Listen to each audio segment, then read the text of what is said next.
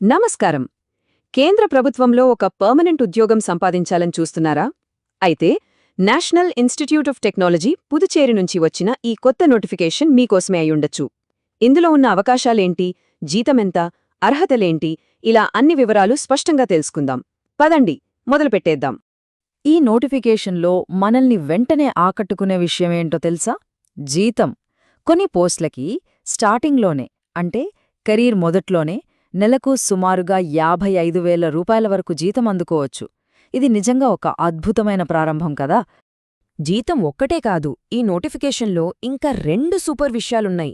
మొదటిది, ఇవి పర్మనెంట్ ప్రభుత్వ ఉద్యోగాలు, టెంపరరీ కాదు. ఇక రెండవది, చాలా పోస్టులకి ఎలాంటి ముందనుభవం అవసరం లేదు, అంటే ఫ్రెషర్స్ కూడా నేరుగా అప్లై చేసుకోవచ్చన్నమాట. ఇది నిజంగా ఒక గోల్డెన్ ఛాన్స్ అని చెప్పాలి. సరే, ఇక అఫీషియల్ డీటెయిల్స్లోకొస్తే ఎన్ఐటి పుదుచ్చేరి ఒక కేంద్ర ప్రభుత్వ సంస్థ గ్రూప్ సి కేటగిరీ కింద ఈ పర్మనెంట్ ఉద్యోగాలని డైరెక్ట్ రిక్రూట్మెంట్ ద్వారా భర్తీ చేస్తోంది. సో ఇదొక మంచి అవకాశం. సరే, మరి ఇందులో ఏవే పోస్టులున్నాయి, వాటికి జీతాలు ఎలా ఉన్నాయో ఒకసారి వివరంగా చూసేద్దాం. ఇక్కడ చూడండి, జూనియర్ అసిస్టెంట్ మరియు టెక్నీషియన్ పోస్టులకి పే లెవెల్ 3 ప్రకారం దాదాపుగా 55,000 జీతం ఉంటుంది. అదే స్టెనోగ్రాఫర్ పోస్టుకు అయితే పే లెవెల్ 4తో 60,000 పైనే అందుకోవచ్చు. ఇక ఫార్మసిస్ట్ పోస్టుకు పే లెవెల్ 5తో దాదాపు 70,000 వరకు జీతమస్తుంది. ఇక్కడ మనం గుర్తుపెట్టుకోవాల్సిన విషయమేంటంటే, ఇది జస్ట్ బేసిక్ పే కాదు, అన్ని అలవెన్సులు కలుపుకుని చేతికందే జీతమనమాట. ఇంత మంచి జీతాలున్నాయి కదా, వీటికి అర్హతలేమైనా చాలా కఠినంగా ఉంటాయేమో అనిపిస్తోందా? అబ్బే, అస్సలు లేదండి. చాలా పోస్టులకి క్వాలిఫికేషన్స్ చాలా సింపుల్గా ఉన్నాయి. ఫ్రెషర్స్ కూడా చాలా తేలికగా అప్లై చేసుకోవచ్చు.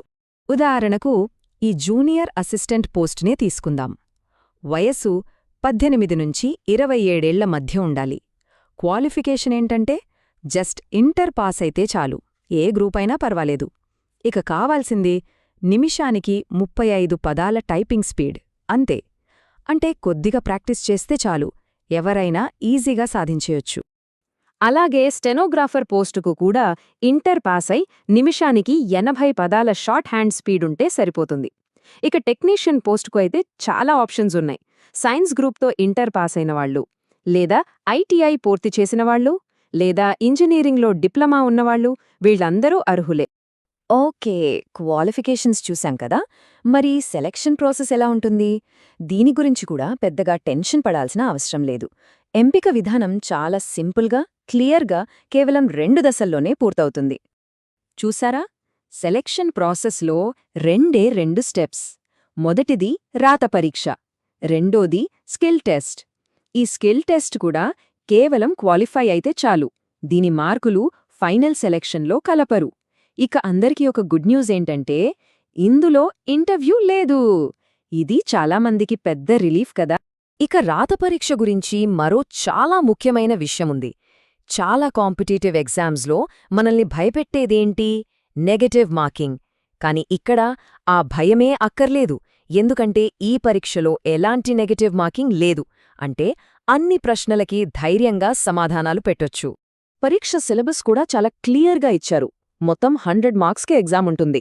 అందులో general awareness, reasoning, maths, English language ఈ 4 నుంచి చెరో 20 మార్కులు వస్తాయి. ఇక కంప్యూటర్ అవేర్నెస్, జనరల్ అడ్మినిస్ట్రేషన్ నుంచి చెరో 10 మార్కులు వస్తాయి.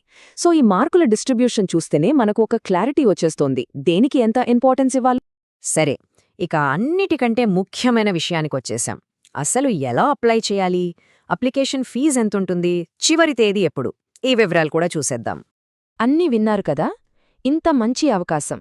మరి అప్లై చేయడానికి రెడీనా? అయితే ఇప్పుడు చెప్పబోయే ఈ డీటెయిల్స్ జాగ్రత్తగా నోట్ చేసుకోండి. అప్లికేషన్స్ కేవలం ఆన్లైన్లో మాత్రమే స్వీకరిస్తారు. అప్లికేషన్ ఫీజు 500 రూపాయలు. అయితే ఇక్కడొక చాలా ముఖ్యమైన విషయం ఉంది. మహిళలకు, ఎస్సీ, ఎస్టీ అభ్యర్థులకు మరియు దివ్యాంగులకు ఎలాంటి ఫీజు లేదు. వాళ్లు ఫ్రీగా అప్లై చేసుకోవచ్చు. ఇక అప్లై చేయడానికి చివరి తేదీ జనవరి 9, 2026. మరోసారి గుర్తుపెట్టుకోండి, చివరి తేదీ జనవరి 9, 2026. ఇంకా చాలా టైముందిలే అని లాస్ట్ మినిట్ వరకు ఆగకండి. వీలైనంత తొందరగా అప్లికేషన్ ప్రాసెస్ పూర్తి చేసేయండి, ఎందుకంటే చివరి రోజుల్లో సర్వర్ బిజీగా ఉండే అవకాశముంది. ఒక్కసారి ఆలోచించండి, ఎలాంటి అనుభవం అవసరం లేకుండా మంచి జీతంతో ఒక కేంద్ర ప్రభుత్వంలో పర్మనెంట్ జాబ్, ఒక మంచి కెరియర్ ప్రారంభించడానికి ఇంతకంటే గొప్ప అవకాశం ఇంకేం కావాలి? ఈ అవకాశం బహుశా మీకోసమే ఎదురుచూస్తుందేమో. సరైన సమయంలో సరైన నిర్ణయం తీసుకోండి.